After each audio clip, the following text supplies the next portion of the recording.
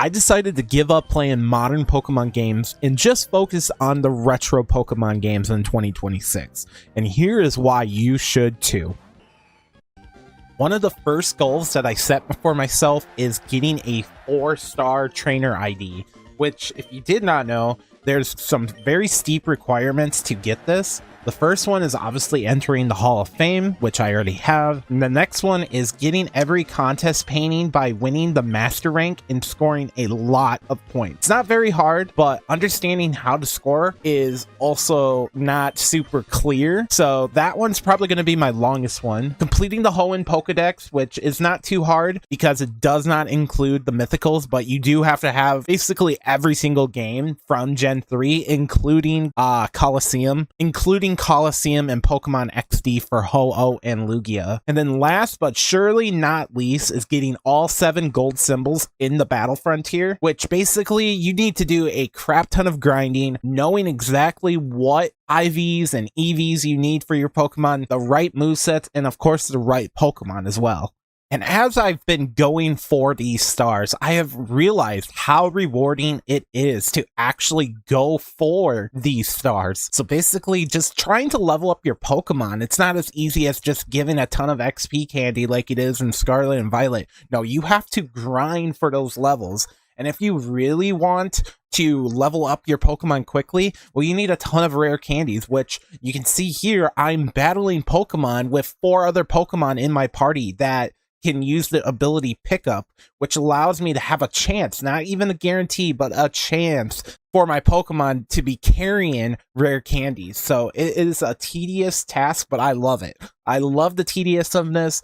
I love the fact that everything that I do in this game just makes me feel like I'm enjoying and experiencing something that the developers wanted me to do. Another thing I can talk about with the earlier games is Pokemon breeding. Pokemon breeding is a lot more strict and less forgiving than the newer Pokemon games. If you wanted a Pokemon with perfect IVs, you are looking at thousands and thousands of eggs probably to just get that perfect 6 IV Pokemon. Now, granted, you can avoid all of this. If this is way too complex and way too tedious for you, you can still play these games with a manageable option. There are things like RNG manipulation, which essentially is you're just having a dead battery, which most copies do have a dead battery unless if you change your battery like I did with mine. But you can, there's many tools, there's many YouTubers as well that have shown how you can use RNG manipulation to get perfect IVs and EVs, or let me just say perfect IVs, as well as even getting a perfect IV Pokemon with a shiny on top of it. And that's another reason why I think Pokemon Emerald and Ruby and Sapphire are just beloved games. So far this year,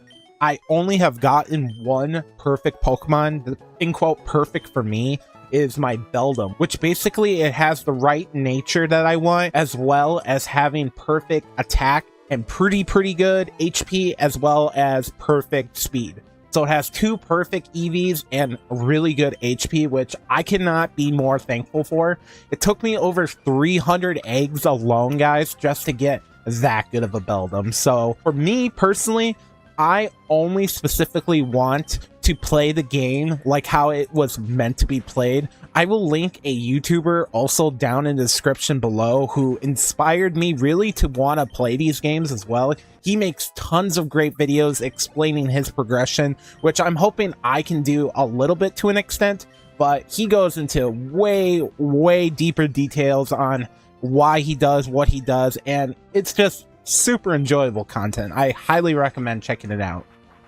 And there are many other things that just come with this game alone that I'm going to have to grind for this year, and I'm just really looking forward towards the entire adventure. I just recently got done hunting my Phoebus, and trying to get that was actually not too bad of a grind, thinking that it was going to be much worse. Feeling of actually encountering the Phoebus was just one of those amazing feelings that I have not gotten from Pokemon in modern Pokemon games in such a long time. Probably the last one I would say is Sun and Moon, and even then a lot of people like to argue that Sun and Moon was also a very easy game to play. And yeah, fun fact, I've never actually even played the Battle Frontier before, so breeding for these Pokemon, getting the exact Pokemon that I want for this, it's been an adventure, needless to say. And knowing that this year is starting off strong and knowing what I want to accomplish, I really hope you guys are there for the ride with me. I'm going to be making update videos on this, and I just cannot wait to play it. And hopefully I inspire some of you to want to pick up your old games,